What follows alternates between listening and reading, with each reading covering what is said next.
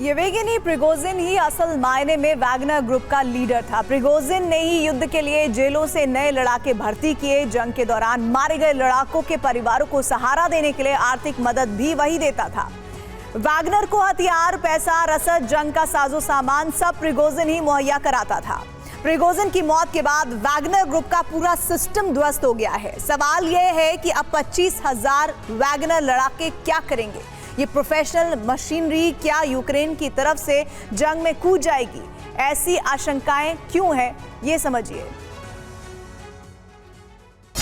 जिन्होंने बाखमुत की जंग जीती, जिन्होंने यूक्रेन के कई इलाकों में रूस का झंडा फहराया, जिन्होंने यूक्रेनी सेना को धूल चटा दी, वो नाम है वैगनर।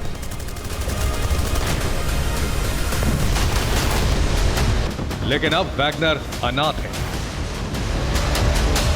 जिस ग्रुप के नाम से ISIS, अल-कायदा और यूक्रेन की सेना तक भयभीत हो जाते थे, अब उनकी स्थिति क्या है, ये समझिए। प्रमुख येवगेनी प्रिगोजिन की मौत हो चुकी है। उप प्रमुख दिमित्री उतकिन की मौत हो चुकी है। 25,000 फाइटर्स भूमिगत हैं। वैगनर ग्रुप का मिलिट्री स्ट्रक्चर ध्वस्त हो चुका है। क्रेमलिन ने कहा है कि कानूनी तौर पर वैगनर का कोई अस्तित्व नहीं है।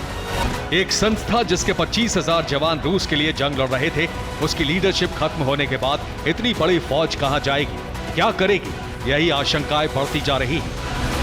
वैगनर के बारे में जो कहा जा रहा है वो सच ये है कि लीडरशिप खत्म होने के बाद 25,000 जवानों की फौज के पास कोई विकल्प नहीं है कि ग्रुप को कैसे संभाला जाए।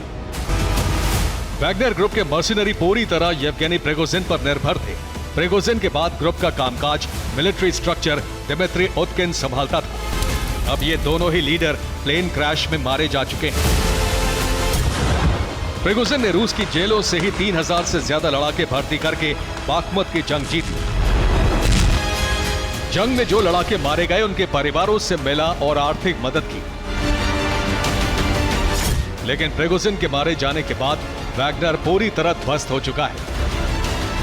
प्रिगोजिन इस ग्रुप को कैसे संभालता है और उसके जाने के बाद संकट क्या है, ये समझिए। और इसी के साथ ही वैगनर ग्रुप का विस्तार बहुत बड़ा है। उसकी कमाई की कुछ जो साधन है, जानकारी जो हुई है सार्वजनिक, उसके मुताबिक 8,000 करोड़ रुपए सालाना रूस के रक्षा मंत्रालय से मिलते थे। 90,000 करोड़ के जो रुपए हैं वो सालाना कमाई जो है वो प्रिगोजिन के कॉनकॉर्ड केटरिंग बिजनेस से होती है। सरकारी विभागों से वैगनर को सालाना 82,000 करोड़ रुपए की आमदनी होती है। सूडान में वैगनर ग्रुप सोने की खदानों की सिक्योरिटी संभालता है और इससे बड़ी आमदनी होती है। लेकिन कितने ये सीक्रेट हैं, इसको भी समझना होगा। सेंट्रल अफ्रीकन रिपब्लिकन में हीरे की खदानों की सिक्योरिटी भी वैगनर के पास है, लेकिन इस स्रोत से आमदनी कितनी होती है सार्वजनिक नहीं है। सीरिया में तेल के कुएं भी वैगनर के पास ही हैं, लेकिन इनसे कितनी आमदनी होती है इसका ब्यौरा भी किसी के पास नहीं है। दुनिया के कई देशों से होने वाली अकूत आमदनी के जरिए ही प्रिगोजिन रूस के लिए जंग लड़ रहा था। उसकी मौत के बाद रूस में उसके समर्थन में आवाज उठ रही है। तुला रीजन के गवर्नर जनरल ने कहा है कि रूस के लिए वैगनर ने दुनिया के कई इलाकों में मुश्किल जंग लड़ी है। उनकी मौत से रूस का नुकसान हुआ है। प्रिगोजिन और उतकिन पक्के देशभक्त थे, लेकिन रूस की जमीन से अब वैगनर के प्रतीक चिन्ह भी मिटाए जा रहे हैं। ये दो तस्वीरें बता रही हैं कि रूस में वैगनर लड़ाकों के प्रतीक कैसे खत्म किए जा रहे हैं। जहां पहले क्रॉस थे, गुलदस्ते थे, वो अब इस हालत में नजर आ रहे हैं। रूस में वैगनर ग्रुप कभी बड़ी हैसियत वाला था, लेकिन प्रिगोजिन की मौत के बाद अपमान का पात्र बन गया है। इसीलिए यूक्रेन ने वैगनर को अपनी तरफ लाने का ऑफर दिया है। रूस के यूक्रेन समर्थक मर्सिनरीज ने कहा है कि Russian military volunteer core Ukraine के समर्थन में जंग लड़ती है। इस कोर के जवानों ने वैगनर के नाम संदेश जारी किया है। संदेश में कहा है कि प्रिगोजिन की मौत के बाद वैगनर लड़ाकों को जाग जाना चाहिए। हमारे साथ जुड़ो और क्रेमलिन के खिलाफ जंग लड़ो। डर है कि वैगनर लड़ाके फिर रूस में विद्रोह शुरू कर सकते हैं। पुतिन के करीबी मित्र लुकाशेंको ने वैगनर विद्रोह को संभालने का काम शुरू कर दिया है। लुकाशेंको ने कहा है कि प्रिगोजिन पर जानलेवा हमले की खुफिया जानकारी उनको थी। पुतिन से ये जानकारी साझा की गई थी। पुतिन ने खुद प्रिगोजिन को बताया था कि सावधान रहें। लुकाशेंको ने यह भी कहा है कि बेलारूस में मौजूद वैगनर लड़ाके भविष्य के लिए निश्चिंत रहे। 10,000 वैगनर लड़ाके बेलारूस में रहेंगे और सरकार उनका ध्यान रखेगी।